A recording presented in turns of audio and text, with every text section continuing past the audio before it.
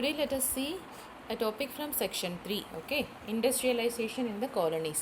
இந்த செக்ஷன் பார்த்தீங்கன்னா இந்தியாவில் இண்டஸ்ட்ரியலைசேஷன் எப்படி இருந்தது அப்படிங்கிற பற்றின செக்ஷன்.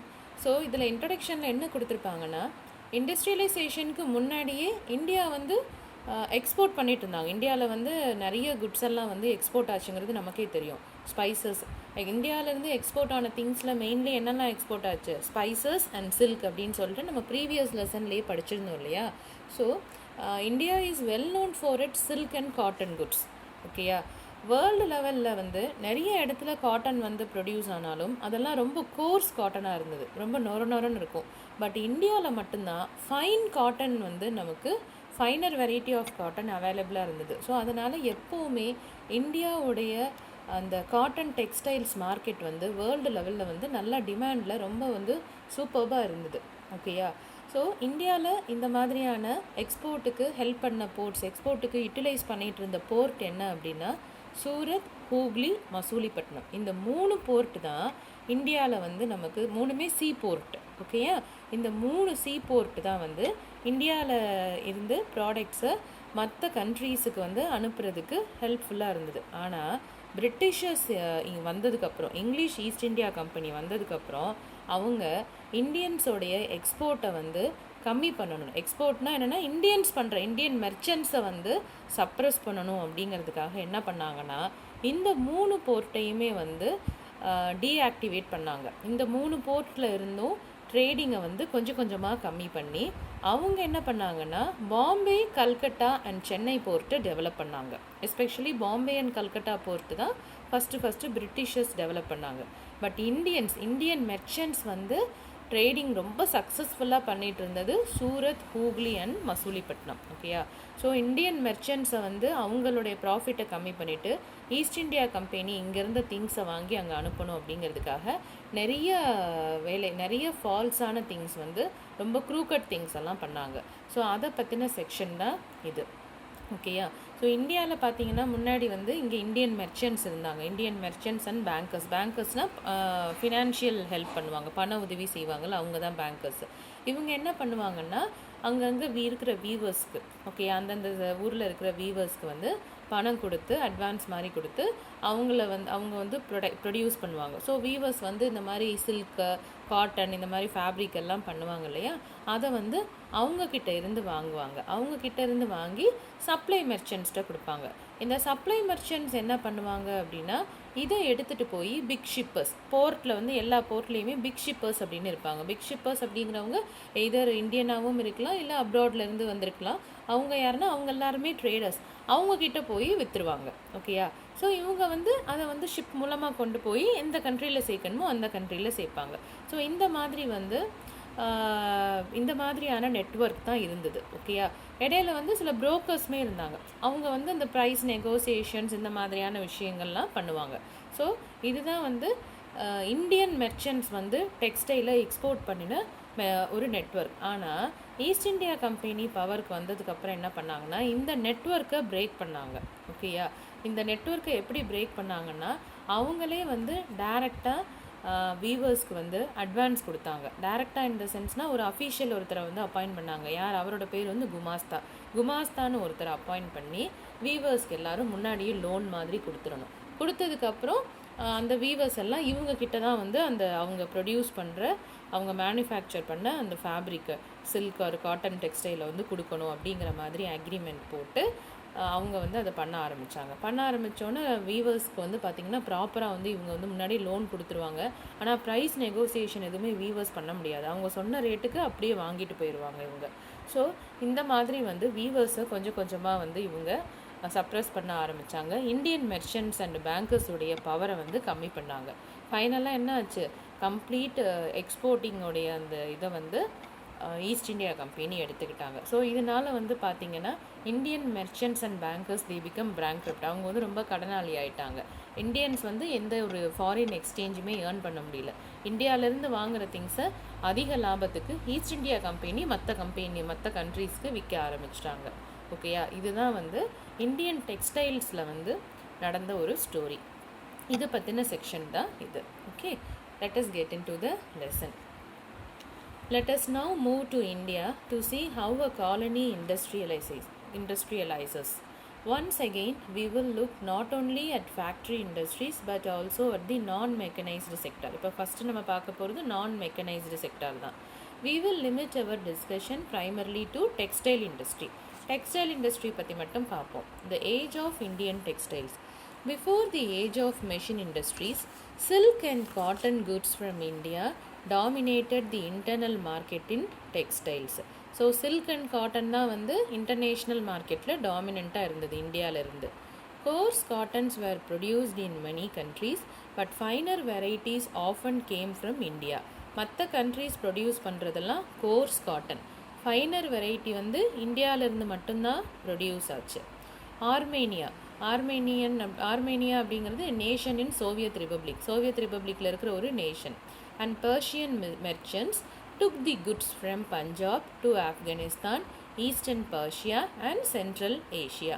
ஸோ இந்த மெர்ச்சன்ட்ஸ்லாம் என்ன பண்ணுவாங்க, அங்கேருந்து இந்தியாவுக்கு வந்து இங்கேருந்து குட்ஸை வந்து எடுத்துகிட்டு போய் ஆப்கானிஸ்தான், பர்ஷியா, சென்ட்ரல் ஏஷியன் கண்ட்ரீஸ்க்கெலாம் என்ன பண்ணுவாங்க, சப்ளை பண்ணுவாங்க.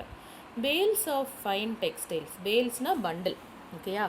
Bundle of fine textiles were carried on camelback via the north-west frontier through mountain passes and across desert. இந்தியாவுடைய நார்த் வெஸ்ட் டைரக்ஷன் இருக்கு இல்லையா, ஸோ அங்கே வந்து நமக்கு லேண்ட் ரூட் இருக்கும் இல்லையா, ஸோ அந்த ரூட் வழியாக தான் இவங்க வந்து இந்த டெக்ஸ்டைல்ஸ் எல்லாம் மற்ற கண்ட்ரீஸுக்கு எக்ஸ்போர்ட் பண்ணாங்க. A vibrant sea trade operated through the main pre-colonial ports. அதே மாதிரி ஈஸ்ட் சவுத் வெஸ்டில் எல்லாம் ஈஸ்ட் அண்ட் சதர்ன் ரீஜனில் பார்த்தீங்கன்னா சீ ட்ரேடுமே ஆப்ரேஷனில் இருந்தது. ஸோ என்ன மாதிரியான சீ போர்ட் ஃபேமஸாக இருந்தது? Surat on the Gujarat coast connected India to the Gulf. குஜராத்தில் இருக்கிற சூரத் போர்ட் வந்து இந்தியாவை வந்து கல்ஃப் கண்ட்ரீஸ்க்கு வந்து எக்ஸ்போர்ட் பண்ணுறதுக்கு ஹெல்ப்ஃபுல்லாக இருந்தது. Masulipatnam on Coromandel coast and Hooghly in Bengal had trade links with Southeast Asian ports. இந்த பக்கம் பார்த்தீங்கன்னா மசூலிப்பட்டினம் அண்ட் ஹூக்லிங்கிறது பெங்காலில் இருக்குன்னு பார்த்தோம்னா, ஸோ அந்த போர்ட்டில் இருந்து சவுத் ஈஸ்ட் ஏஷியன் கண்ட்ரீஸ்க்கெல்லாம் திங்ஸ் வந்து எக்ஸ்போர்ட் ஆச்சு. A variety of Indian merchants and bankers were involved in this network of export trade. இந்தியாவில் பார்த்தீங்கன்னா நிறைய மெர்ச்சன்ட்ஸ் அண்ட் பேங்கர்ஸ் வந்து இந்த எக்ஸ்போர்ட் ட்ரேடில் இன்வால்வ் ஆயிருந்தாங்க. அவங்க என்ன பண்ணுவாங்கன்னா, they financing production, carrying goods and supplying to exporters. அவங்க என்ன பண்ணுவாங்க, வீவர்ஸ்க்கு வந்து ஃபினான்ஸ் பண்ணுவாங்க, ப்ரொடக்ஷன் பண்ணுறதுக்கு ஃபினான்ஸ் பண்ணுவாங்க. அப்புறம் என்ன பண்ணுவாங்க, குட்ஸை வந்து கேரி பண்ணுவாங்க, ஓகேயா. அண்ட் தென் அதை வந்து எக்ஸ்போர்ட்டர்ஸ்க்கு சப்ளை பண்ணுவாங்க.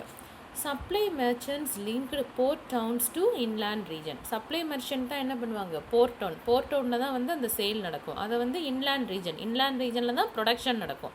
ஸோ இதை ரெண்டையும் லிங்க் பண்ணுறது யார், சப்ளை மெர்ச்சன்ட். இடையில சில புரோக்கர்ஸும் இருப்பாங்க. They gave advance to weavers. யார், supply merchants. They gave advance to weavers. Procured the woven cloth. ப்ரொக்யூர்ட்னா என்னது, வாங்குறது. ஓவன் கிளாத்னா வீவிங் பண்ண கிளாத்தை வந்து வாங்குவாங்க. வீவிங் பண்ண கிளாத்னா என்னது, அந்த ஃபேப்ரிக், ஓகேயா. They procure the woven cloth from weaving village and carried the supply to the port. இதை வந்து போர்ட்டுக்கு கொண்டு போவாங்க. At the port big shippers and export merchants had brokers who negotiate the price.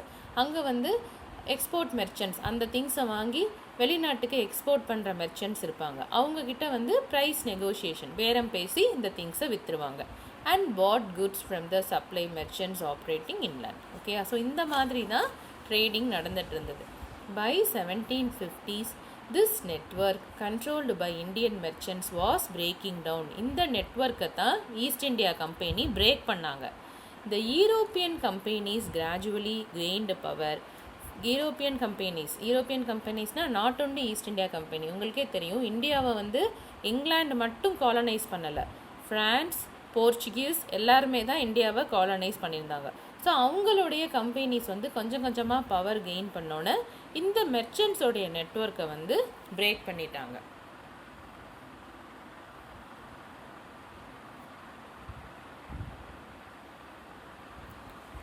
மெர்ச்சன்ட்ஸோட நெட்வொர்க்கை வந்து பிரேக் பண்ணிடுவாங்க. So எப்படி பண்ணாங்கன்னா, they first securing a variety of concessions from local courts then the monopoly rights to trade. அவங்க என்ன பண்ணாங்கன்னா local court அங்கங்கே rule பண்ணிகிட்டு இருந்த அந்த கிங்ஸ் கிட்டக்க இருந்து நிறைய கன்செஷன்ஸ், அதாவது அவங்க தான் பண்ணணும் அப்படிங்கிற மாதிரி நிறைய கன்செஷனும் மோனோபாலி ரைட்னா அவங்க மட்டும்தான் தன்னிச்சையாக செயல்படுறதுன்னு சொல்லுவோம்ல, that is called as monopoly ரைட்ஸும் வாங்கினாங்க. இதனால என்ன ஆச்சுன்னா ஓல்டர் போர்ட் லைக் சூரத் இதெல்லாம் டிக்ளைன் ஆச்சு. ஓகேயா, exports from these ports fell dramatically, அது குறைஞ்சிருச்சு. The credit that had financed the earlier made begin drying up and the local bankers slowly went bankrupt. இதனால் அந்த பேங்கர்ஸ் அண்ட் மெர்ச்சன்ட்ஸ் வந்து பேங்க்ரப்ட்னா இது கடனாளி ஆயிடுவாங்க. எப்படி கடனாளி ஆயிடுவாங்கன்னா, வீவர்ஸுக்கு முன்னாடி பணம் கொடுத்துருப்பாங்க, ஆனால் அவங்களால வந்து அவங்கக்கிட்ட இருந்து அந்த திங்ஸை வாங்கி சப்ளை மெர்ச்சன்ட்ஸ்க்கு எக்ஸ்போர்ட் மெர்ச்சன்ட்ஸ் கிட்டக்க கொடுக்க முடியாது. ஸோ அவங்களுடைய they become bankrupt. In the last years of 17th century, the gross value of trade in Surat is rupees 16 million. 17th centuryல 16 மில்லியனாக இருந்தது. திரும்ப 18th centuryல பார்த்தீங்கன்னா சூரத்தில் 3 மில்லியனாக குறைஞ்சிருந்தது. அப்போ நமக்கு தெரியும் எவ்வளோ தூரத்துக்கு ட்ரேடு வந்து இந்தியாவுடைய அந்த டாப் போர்ட்ஸில் டிக்ளைன் ஆயிருக்கு அப்படிங்கிறது தெரியும். While Surat and Hooghly decayed, Bombay and Calcutta grow. Britishers என்ன பண்ணாங்க, வாங்கின திங்ஸ் எல்லாம் இந்த போர்ட் மூலமாக சென்ட் பண்ணாமல் பாம்பே அண்ட் கல்கத்தா போர்ட் மூலமாக சென்ட் பண்ணாங்க. This shift from old port to the new one was an indicator of the growth of colonial power. இது நமக்கு காலனியல் பவர் இன்க்ரீஸ் ஆனதை காட்டுது. இண்டிகேட்டர்னா என்னது, it shows. Trade through the new ports came to be controlled by European companies and was carried in European ships. So இந்த trade ஃபுல்லாக European companies control பண்ணாங்க. European ships தான் வந்து இந்தியாவிலேருந்து அதை மற்ற கண்ட்ரீஸுக்கு கொண்டு போச்சு.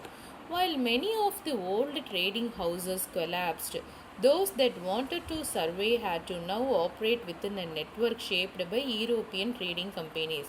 ஸோ நிறைய ஓல்டு ட்ரேடிங் ஹவுசஸ் முன்னாடி ட்ரேட் பண்ணிகிட்டு இருந்த கம்ப்ளீட் இதெல்லாமே கொலாப்ஸ் ஆயிடுச்சு. கொலாப்ஸ்னால் அழிஞ்சிருச்சு.